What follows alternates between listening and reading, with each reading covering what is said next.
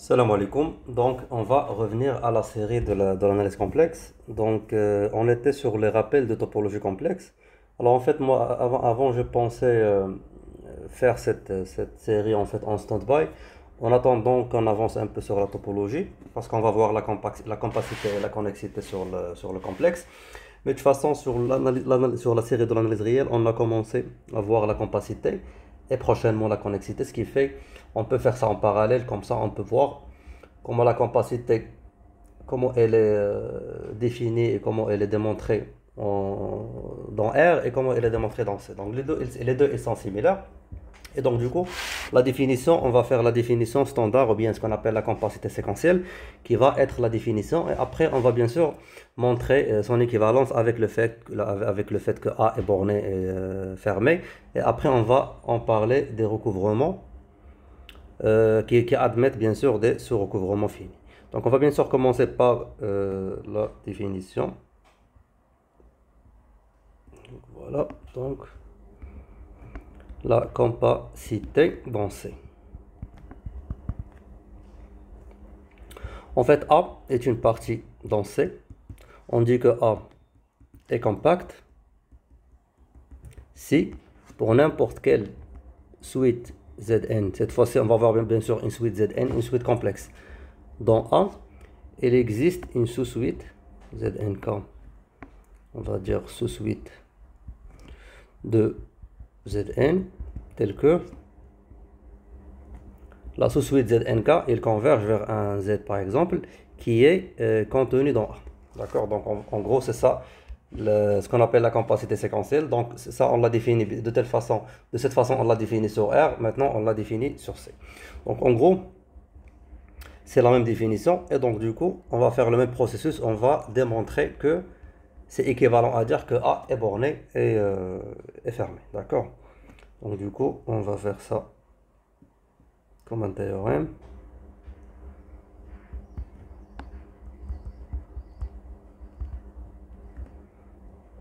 Et dans ce théorème, on va dire que,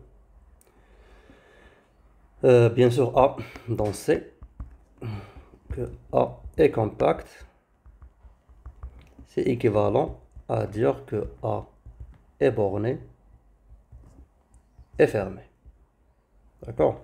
Donc en fait, la démonstration va être un peu similaire, au moins dans la première implication, à ce qu'on a vu sur l'analyse, sur R. Mais par contre, l'autre implication, on ne va pas pouvoir directement utiliser ce qu'on appelle le Bolzano-Weierstrass pour la bornitude, mais on va tout simplement dériver une forme de Bolzano-Weierstrass sur le complexe. D'accord. Donc on va commencer par un qui implique le 2. Donc on part du fait que A est compact. Et on montre bien sûr qu'il est borné. Donc on va faire la même chose. On va supposer qu'il n'est pas borné. Donc on suppose que A n'est pas borné. Bien sûr, ceci implique que pour n'importe quelle quantité strictement positive, à chaque fois que je fais le module de, on va dire que pour quel que soit Z dans A, on a quoi? On a le module de A. Bien, pardon, quel que soit, je m'excuse, ça c'est la non-bornitude. Quel que soit M ou supérieur à 0, il existe un Z dans A, tel que son module c'est supérieur ou égal à M, ou bien supérieur strictement à M. Alors il faut faire attention, ça c'est le module, par contre, en termes de R, on fait la valeur absolue. Donc ça revient en même finalement, c'est la norme euclidienne. Mais juste il faut se rappeler qu'on est toujours dans le complexe, on n'est pas dans R. Donc du coup, le fait qu'elle ne soit pas bornée, bien sûr, ça veut dire qu'à chaque fois que tu vas choisir une borne ou bien une borne éventuelle, tu vas toujours trouver un Z de A qui va la dépasser. Ce qui fait, bien sûr, ça veut dire que le A n'est pas borné. Alors particulièrement si je prends... qu'est-ce que j'ai fait? Parce qu'en fait c'est une nouvelle application, c'est celle-là que j'utilise. Parce qu'elle est plus... elle est plus adaptée pour les dessins géométriques. Donc, à chaque fois qu'on veut dessiner, par exemple, une sphère ou bien même le repère cartésien ou un truc comme ça, donc dans cette application, c'est plus simple que sur le Note de Samsung. Et donc voilà. Donc, je ne suis pas encore familier avec cette application. Donc, le fait, comme j'ai dit, qu'il ne soit pas borné, bien sûr, particulièrement pour n, donc si on considère des n dans n étoiles, si je considère bien sûr, puisque c'est vrai pour tous les m, on va prendre les m bien sûr qui sont des entiers, ce qui fait pour chaque n, on va dire de n dans n étoiles, bien sûr, je trouverai un z de a tel que le module de z, c'est supérieur strictement à n, d'accord? Et je vais appeler, puisque ça, pour chaque n, on trouve un z, cette correspondance entre ce n et ce z, je vais indexer le z sur le n, et comme ça, je construis ma suite. Donc, du coup, de cette façon, on construit la suite Zn dans A, telle que, pour chaque n dans n étoiles, le Zn en module est supérieur à n. D'accord? Donc, bien sûr, cette suite, elle n'est pas bornée. D'accord? Et donc, du coup, à chaque fois que je vais construire une sous-suite, cette sous-suite, elle va aussi ne pas être bornée. Donc, du coup, pour n'importe quel Znk sous-suite de Zn, elle satisfait que Znk est supérieur à Nk. Bien sûr, toujours en termes de module. Ça, c'est pour tous les Nk, bien sûr, dans n étoile. Et bien sûr, ceci implique que la suite Znk n'est pas bornée, ce qui implique finalement qu'il ne peut pas être convergent. Donc, du coup, le Znk, bien sûr, n'est pas convergente. Et ce qui contredit bien sûr la supposition que A est compact. Parce qu'A est compact, tout de suite, il doit admettre une sous-suite qui converge dans A. Donc, on va dire ceci implique bien sûr que, on va dire que A n'est pas compact. Bien sûr, ce qui est contradictoire. Donc, notre hypothèse, elle est fausse. Donc, du coup, le A doit être borné. Donc très bien, maintenant on a montré qu'il est borné, on va montrer qu'il est fermé. Alors pour montrer qu'il est fermé, bien sûr, on va montrer qu'il contient tous ces points d'accumulation ou bien tous les limites de ces suites. Donc ce qu'on va faire, c'est que on montre que A est fermé. Et donc pour ceci, bien sûr, on va dire,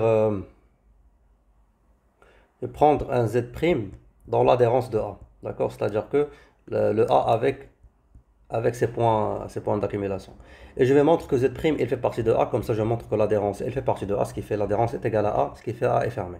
Donc bien sûr, le fait que Z' elle est dans l'adhérence, par définition de l'adhérence, c'est que à chaque fois que je considère un voisinage, là il faut faire attention, on est, dans l'analyse, on est habitué à dire que c'est un intervalle ouvert autour, mais là, ce n'est pas un intervalle, c'est un disque ouvert. Donc, comme ce qu'on a bien sûr montré dans le début de rappel de topologie complexe. Donc, à chaque fois que je prends un disque, c'est quoi ça? C'est pas un D.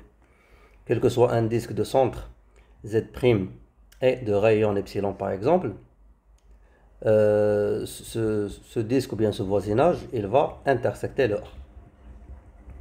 Donc particulièrement, si je prends un n dans n, pour n'importe quel n, et je considère des epsilon est égal à 1 sur n, bien sûr, ils sont positifs, ce qui fait, il satisfait, on va dire, cette condition En fait, ce qu'on va dire, au lieu de dire quel que soit un disque ouvert, on va dire quel que soit un rayon, bien sûr, un epsilon positif, le disque centré sur Z' et de rayon epsilon, il va intersecter le A. Donc du coup, puisque ça c'est vrai, bien sûr, ça doit être vrai pour tous les epsilons, donc pour epsilon est égal à 1 sur n, qu'est-ce qu'on a? On a bien sûr le disque de Z' et de rayon 1 sur n, il va intersecter le A. D'accord? Le fait qu'il intersecte le A, bien sûr, ceci implique qu'il existe un Z dans A, tel que le Z appartient au disque, de centre Z' et de rayon 1 sur n. Donc dire que, bien sûr, rappelons, ça c'est pour chaque n. Donc du coup, de la même façon, on va dire que pour chaque n, ça correspond le tel Z qui existe, d'accord, qui satisfait ça, ce qui fait, je vais l'appeler Zn. Et le fait que le Zn soit dans le disque ouvert autour de Z', ceci bien sûr implique que le module de Zn moins Z' est inférieur à 1 sur n. Et bien sûr, ça, bien sûr, comme j'ai dit, c'est quel que soit n dans n étoile. Ce qui fait, cette suite en fait qu'on a construit, bien sûr, Il va converger vers le z' parce qu'il est majoré pour la 1 sur n qui converge vers 0 quand n tend vers plus l'infini, d'accord? Ce qui fait, bien sûr, puisque le module de zn moins z', il va être minoré par quelque chose, majoré par quelque chose qui tend vers 0, ce qui fait le zn en tant que suite, il converge vers le z' quand n tend vers plus l'infini. Donc très bien. Donc maintenant, on a trouvé que la fonction zn, il converge vers le z'. Pardon, la suite zn, il converge vers le z'. Alors le fait que A est compact déjà, on va dire c'est puisque A est compact, bien sûr ceci va implique que par définition cette suite Zn elle va admettre une sous-suite. Donc il existe une sous-suite Znk, on va dire Ss de Zn, d'accord, tel que cette suite bien sûr il converge vers un Z qui appartient à A. Mais en fait, puisque la suite mère elle est convergente, donc par le théorème de unicité de limite entre la suite parente ou bien la suite mère avec ces suites, ils vont finalement partager la même limite, d'accord? Donc du coup, le z doit être égal à z', d'accord? Et bien sûr, ceci montre, puisque le z appartient à A, bien sûr le z' va appartenir à A, puisque elle est égale au z. Et ce qui fait, on est parti du fait que le z' il appartient à l'adhérence de A et on a trouvé qu'elle est dans A, ce qui fait l'adhérence, elle est contenue dans A, ce qui implique que A est égal à l'adhérence. D'accord? Voilà, c'est exactement similaire au cas de ce qu'on a fait sur R. C'est juste là, on a parlé de l'adhérence, juste pour éviter de dire le. Parce qu'en fait, là, côté complexe, on n'a pas montré que les points d'accumulation, ils correspondent à des limites des suites. D'ailleurs, c'est exactement le même théorème, on peut le faire. C'est juste que, puisqu'on ne l'a pas fait, on n'est pas vraiment justifié d'utiliser ça directement, donc on va partir de l'adhérence. De toute façon, c'est la même chose, parce que l'adhérence, tout simplement, l'adhérence de A, c'est le A avec ses points d'accumulation. Et donc voilà, donc on a montré la première implication, c'est-à-dire que compact implique fermé et borné. Maintenant, on va faire la deuxième implication. Donc on va partir du fait que A est borné et fermé. Donc très bien. Donc, en fait, comme j'ai dit, cette application, elle va être différente un peu de ce qu'on a fait sur l'analyse, parce que sur l'analyse, au moins pour la bornitude, on a utilisé la bornitude à travers le théorème de Bolzano-Weierstrass pour conclure que tout de suite, il va admettre une valeur d'adhérence, ou bien il va admettre une sous-suite qui converge vers un point, et on a utilisé le fait qu'il est fermé pour dire que ce point finalement il est dans A, ce qui fait on a la définition de compacité. Là on ne peut pas appliquer directement pour Bolzano-Weierstrass, mais ce qu'on va faire c'est que on prend bien sûr un Z dans A, d'accord? Alors puisque A est borné,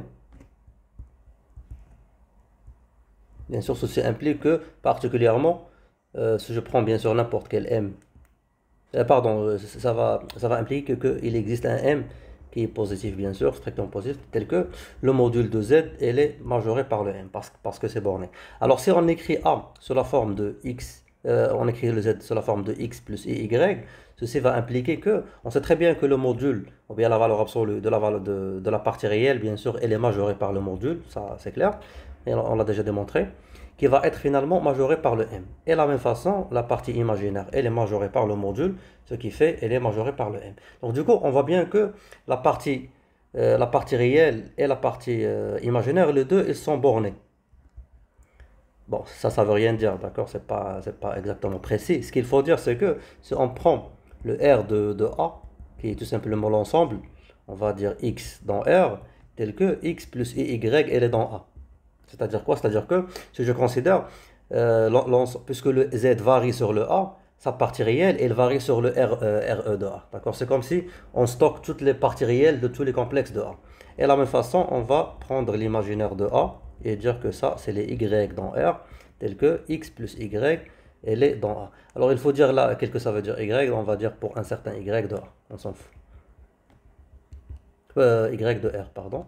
Et là, pour un X de R. Alors, puisque bien sûr, comme on a majoré le X et le Y, cela veut dire bien sûr que la partie réelle est bornée et la partie imaginaire est bornée. Donc, je pense que je m'arrête là parce qu'on ne va pas avoir le temps. On continue dans la vidéo prochaine, Inch'Allah.